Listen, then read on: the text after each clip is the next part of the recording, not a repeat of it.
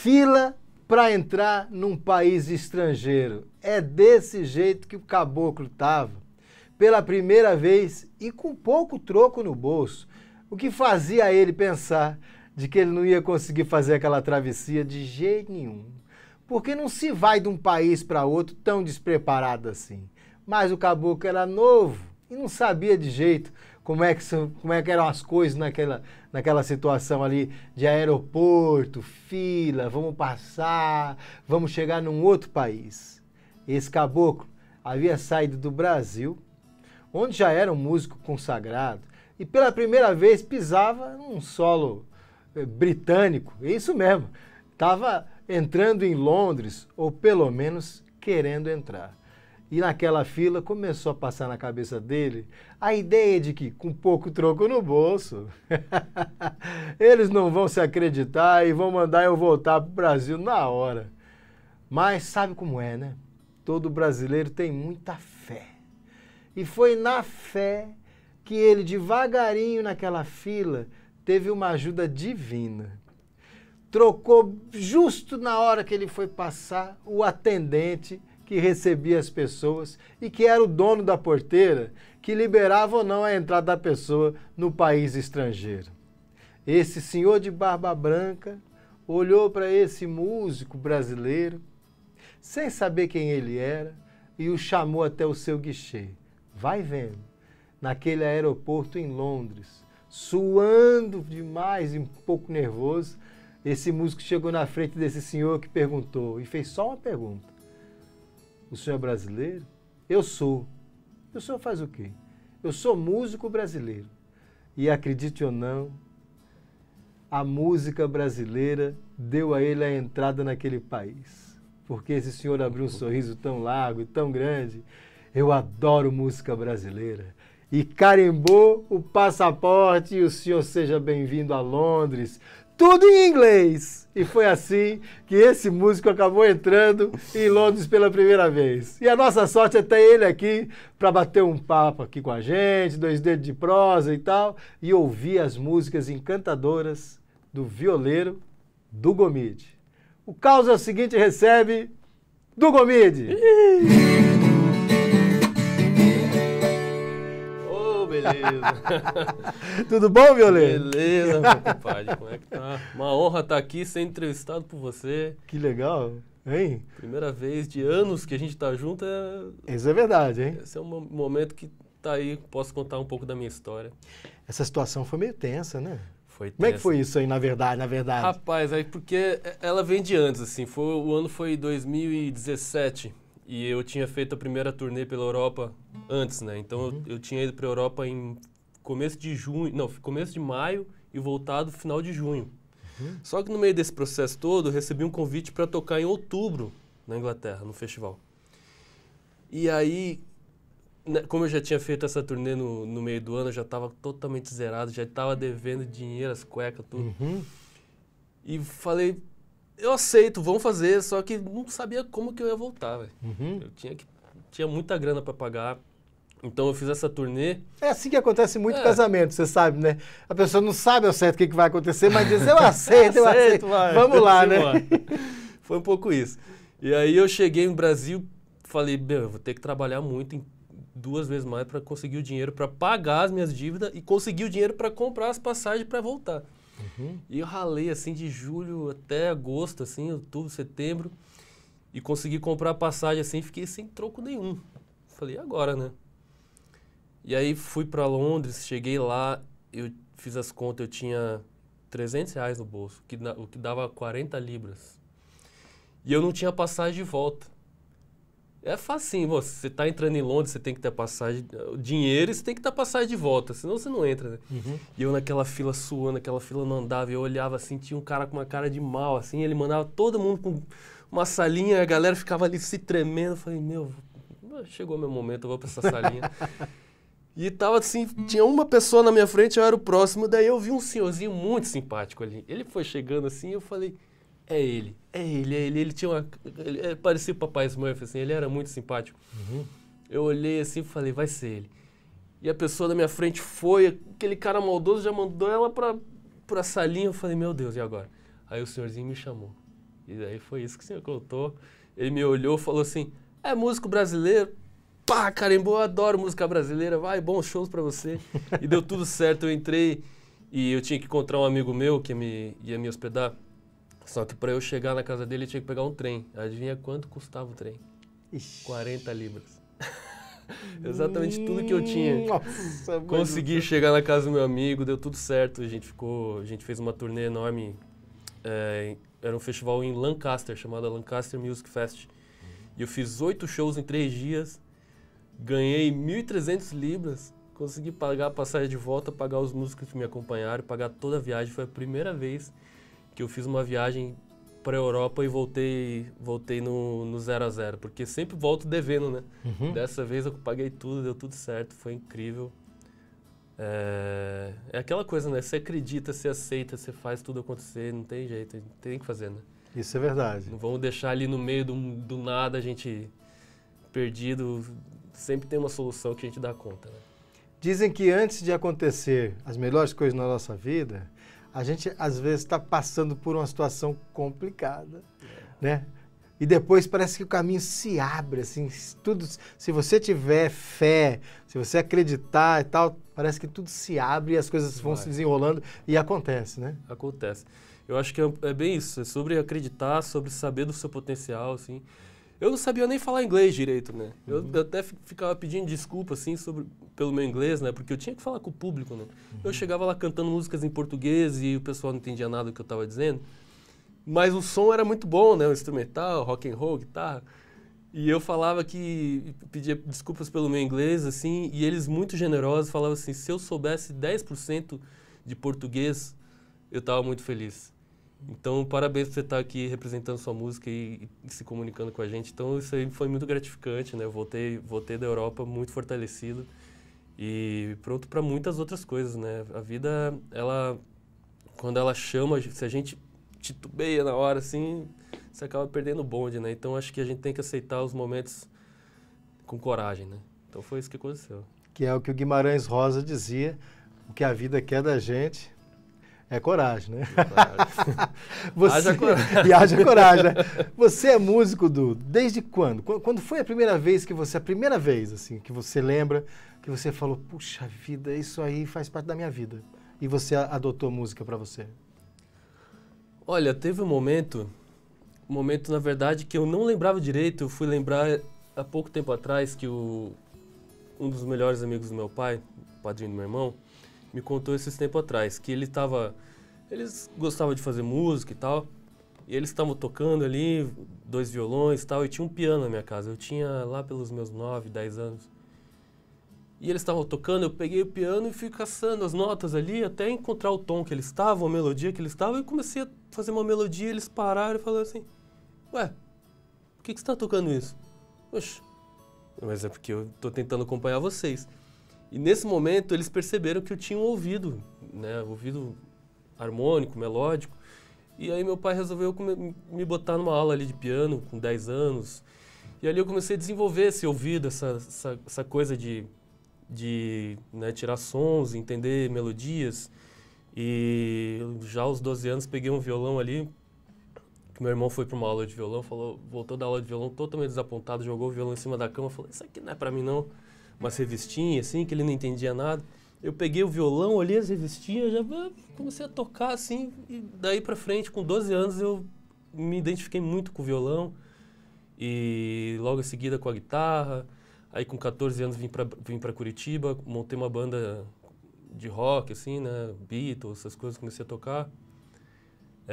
Logo em seguida eu perdi meu pai, tinha 15 anos, mas ele conseguiu ver meu primeiro show de rock and roll, assim, foi bem legal. Eu fiquei muito nervoso de ver ele na frente do palco, assim. Fui tocar um Chuck Berry e não saía de jeito nenhum, porque eu tava muito nervoso. Uhum. Mas, enfim, depois disso, eu passei a tocar muito, assim, em bares e desde os 15 anos, na verdade, que eu comecei a ganhar cachê, assim, como músico, né? Uhum.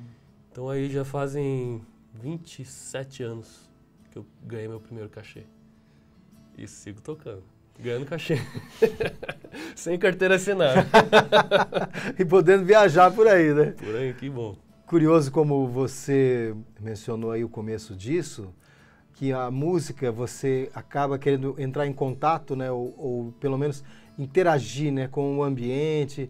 Estou tentando acompanhar vocês aí e tal, e uma maneira de você se conectar, né? E até fiquei pensando, quando você foi para esse outro país, que você precisava falar o inglês e tal, mas a comunicação talvez que se deu de um jeito mais forte, assim, de conexão direta, com a sua música, na maneira como você toca e tal, né? Então você acha que música cria isso, assim, ela provoca isso, ela cria esse lugar de harmonia entre pessoas? Né? Com certeza. Apesar da gente não entender a língua, né, da pessoa que está ali fazendo aquela música, a gente entende a energia, a harmonia que está acontecendo ali, né? Às vezes você até entende a letra e a música não pega, né? Então, né, quantas vezes a gente escutou uma música que a gente não entendia a letra, mas aquilo fez tão bem, né? Enya. Nossa, a primeira vez que eu escutei Enya, entrei numa viagem, não entendia nada do que estava dizendo, mas a harmonia, aquela música mágica, entrava nos poros, assim, né? Então, eu acho que nessas viagens que a gente vai para outro país e as pessoas não entendem português, o mais importante é fazer a música vibrar, sabe? A gente tá em harmonia com os músicos. Na época eram 2 músicos, né? Um baixista, um baterista e um na guitarra. E como foram 8 shows em 3 dias, uma loucuragem, assim, porque a gente tocava às 10 da manhã, às 2 da tarde, às 8 da noite e às 3 da manhã. No 6º, 7º show eu tava completamente sem voz. Então, assim, eu não conseguia mais cantar exatamente, né? Então, o que eu falava? Fazer instrumental. Então, apesar né, a música instrumental, a música ela tem a linguagem universal. Então, as pessoas curtiam, paravam, assim. E como era um festival muito itinerante, assim, você chegava no lugar, você montava o equipamento, você fazia, né, a sua regulagem e tocava, assim. Era meio, às vezes era numa rua, às vezes era num pub, às vezes era no teatro, às vezes era na frente do castelo. Então, as pessoas que estavam passando por ali paravam, ficavam ouvindo. Então, era, sabe, um festival com muita gente tocando na rua e o público parando e prestigiando e feliz por estar ouvindo uma música de outro país também, sabe? Uma música brasileira. Então, eu acho que a música, ela, independente da língua, vai sempre trazer uma mensagem, assim. Então, as pessoas que paravam e me escutavam recebiam um pouco do que sou eu, do que é o meu país, do que é a minha vivência, sabe? Isso aí não tem preço, né? Não tem linguagem que conte, né? Sabe que quando entra nesses assuntos, nós ficamos tudo curiosos para ouvir música, né? Começa a dizer como é que é a minha música e tal. A gente ficou curioso, eu queria ouvir um pouco de você aqui. Até aproveitando que o pessoal vai fazer um intervalinho, pega aquele café, gente. Pega um cafezinho lá, avisa o pessoal que nós estamos conversando aqui já, que o Causa é o Seguinte já começou e tá bom demais da conta. E vamos ouvir um pouquinho mais aqui do Dugomid? Vai vendo. Lembro das lindas estrelas que aqui vem se apagar, e onde mora o meu desejo fazem questão de brilhar. Ainda a flor desabrocha a contemplar, ainda a flor desabrocha a contemplar. Lá onde vive a menina cujos olhos verdes brilham, quando ela olhou pra cima, iluminou as estrelas de cá. E o brilho refletiu em meu olhar. E o brilho refletiu em meu olhar.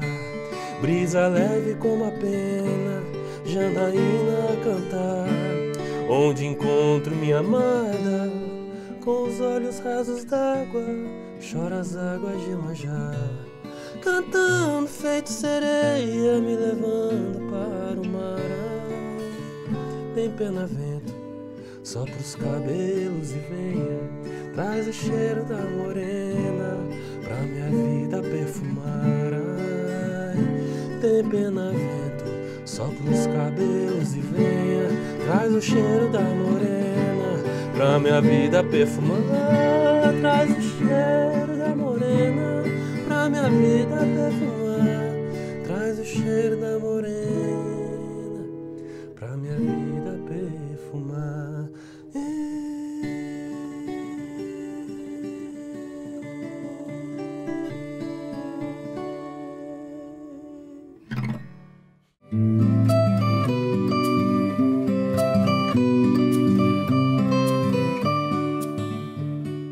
Os lançamentos da Atlas chegaram para transformar a sua cozinha. Cozinha UTOP completa, cooktop UTOP, vidro temperado, queimadores mega e tripla chama. Chamas para mais potência na hora de cozinhar. Forno de embutir UTOP, acabamento moderno, timer de desligamento automático, vidro interno removível e acabamento limpa fácil.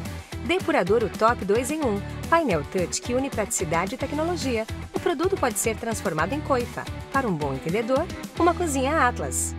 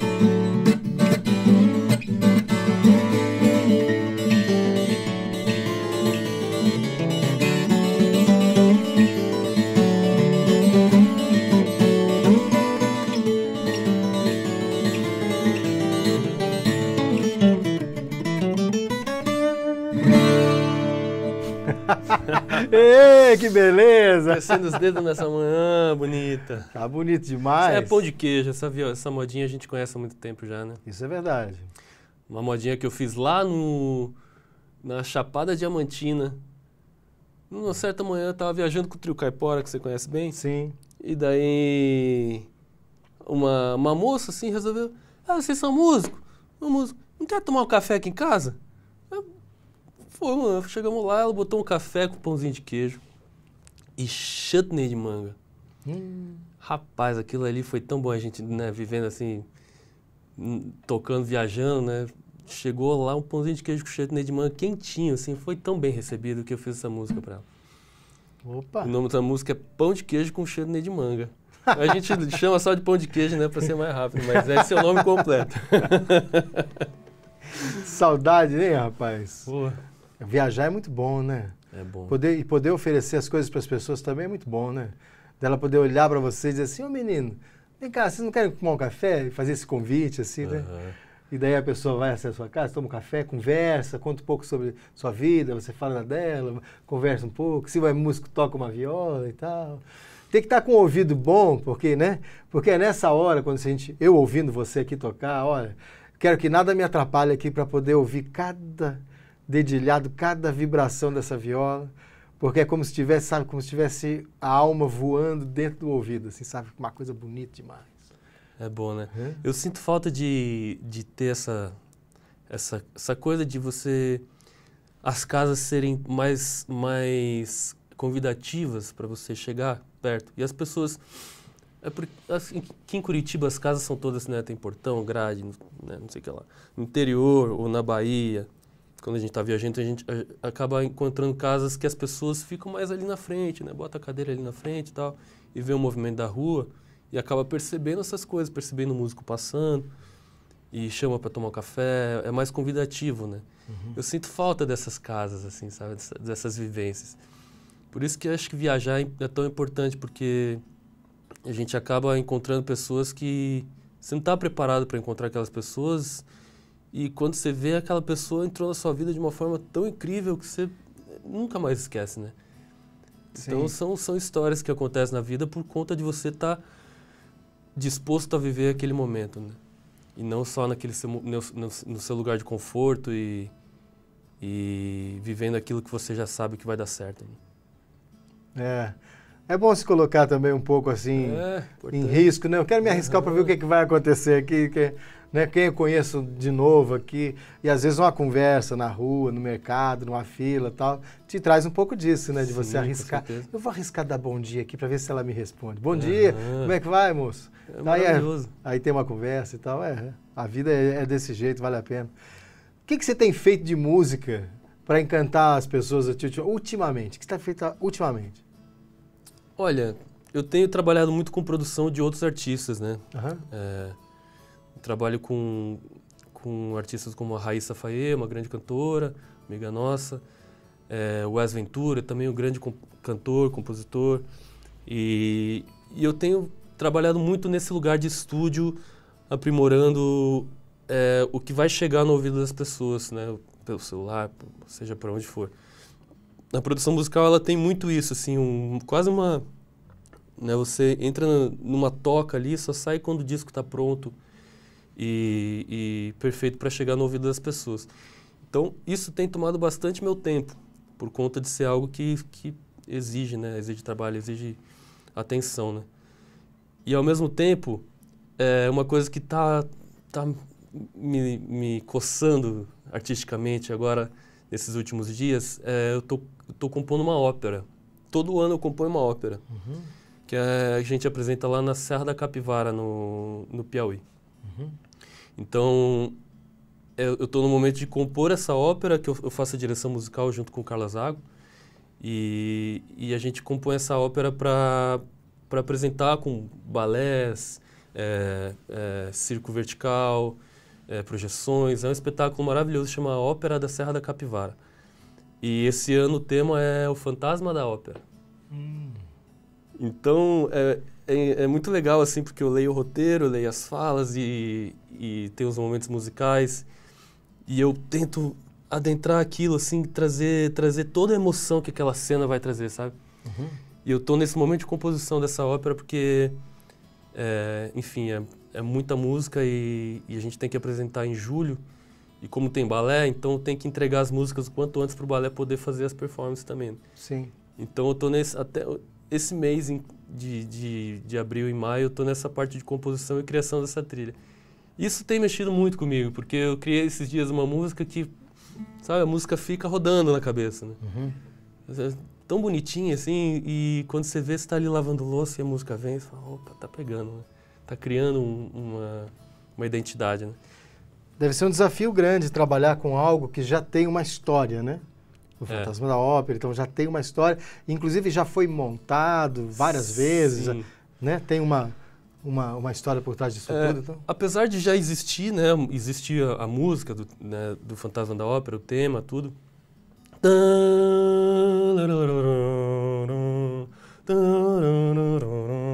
Aqueles órgãos, né? Aquela coisa. Como é uma coisa feita no sertão, no Piauí, a gente vai transformar tudo isso em sanfona, sabe? Né? O tímpano vai virar zabumba, então a gente vai adaptando com o que a gente tem, né? Então não necessariamente eu vou pegar os temas do Fantasma da Ópera, né? São coisas... A história é inspirada no Fantasma da Ópera, então na verdade é o Fantasma da Ópera da Serra da Capivara. A história se passa há 30 mil anos atrás na Serra da Capivara e daí vem para os tempos atuais, então... É outra coisa, é outra história, outra música, né? Apesar do mote ser praticamente o mesmo, né? Que ele se apaixona por ela e, enfim, e tem a demônia que tira ela dele, e ele faz uma promessa de ouvir sempre o canto dela na lua cheia. Então a história mais ou menos é a mesma, porém em outro contexto. Então apesar de existir já as músicas do Fantasma da Ópera, eu tenho total liberdade de criar outras coisas. Ótimo. E para além desse trabalho de produção e de criação, você tem tocado também com grupos aí? Sim. Eu tenho o Rosa Armorial, né, que é um grupo que a gente está fazendo há 15 anos. Acabamos de fazer uma turnê, uma circulação com um show chamado Hermeto Armorial, tocando músicas do Hermeto, Pascoal. que agora vai resultar num álbum. E o Rosa Armorial é a minha banda que eu coloco a violinha para cantar mesmo, assim, de forma bem... com muito potencial, muita criatividade, muita modernidade para trazer para o grupo, né? Apesar disso, eu também tenho meu trabalho autoral, que sempre fica um pouco estagnado por conta de estar fazendo tantas outras coisas e é normal... Entra nas janelas desses... Eu acabo não dando muita prioridade pro meu trabalho, o que eu acho incrível isso, já levei para terapia e não sei por que isso não acontece. Mas enfim, eu pretendo, eu tenho um monte de música já guardada e vou começar a produzir elas de novo, né, esperando o momento certo para isso. Uhum. É isso, né, tem um monte de coisa acontecendo ao mesmo tempo, então assim, é difícil pegar uma coisa só para fazer. Eu tô com as janelas abertas, assim, várias abas do Google Chrome ali abertos na minha cabeça. Talvez porque você tem, eu acho, não sei, arriscando aqui, eu me arriscando a dizer alguma coisa aqui, a ideia de que tem um valor poder agregar o trabalho de outra pessoa, apresentar o trabalho de outra pessoa, entender o trabalho cênico que tem esse projeto e eu vou colocar música nele. Então você tem isso como uma coisa da tua personalidade, talvez, assim, de fazer isso acontecer e tal, né? Mas claro, quem quiser ouvir do Gomide, pode ouvir do Gomide. Pode né? ouvir. No Spotify, é isso? Eu tenho 3 álbuns nas plataformas, né? Spotify, Deezer, todas as outras. Tem um álbum de 2014, foi meu primeiro álbum. Tem um álbum de 2020, que é o Vela Acesa. E tem um agora de 2023, que apesar de ser lançado em 2023, foi gravado em 2017, logo após a viagem da Inglaterra, que eu falei, vou parar ali em Madrid para gravar um álbum com meu amigo Léo Minax, que é um grande compositor mineiro que vive em Madrid há 30 anos, e a gente resolveu gravar um álbum juntos. Então esse álbum foi gravado em 2017, aí demorou, veio pandemia, desmontou o estúdio, montou o estúdio, só ficou pronto em 2023, momento que a gente lançou. Então tem meus álbuns lá e outras coisas também, parcerias, e em breve mais coisas também serão lançadas. Excelente conversa aqui com o Du Gomide. O caos é o seguinte, parceiro de longa data, e a gente faz um espetáculo chamado O Caos é o Seguinte, de contação de caos e moda de viola. De vez em quando a gente está cantando aí junto e contando história por onde a gente vai. Du, obrigado por você ter vindo aqui, cara. Valeu, Richard, Foi um obrigado. prazerzão ter você aqui, cara.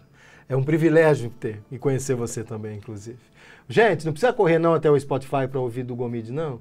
Porque a gente tem possibilidade de ouvir ele aqui agora, tá vendo? Eita, né? Então, obrigado, gente. Até domingo que vem. Vai vendo.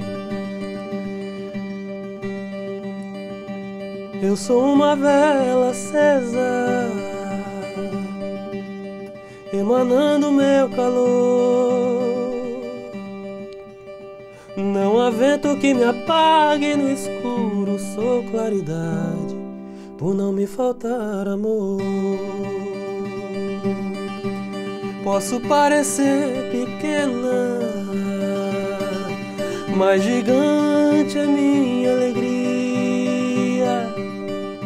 Minha chama é mais certeira que uma grande fogueira, queimando na luz do dia.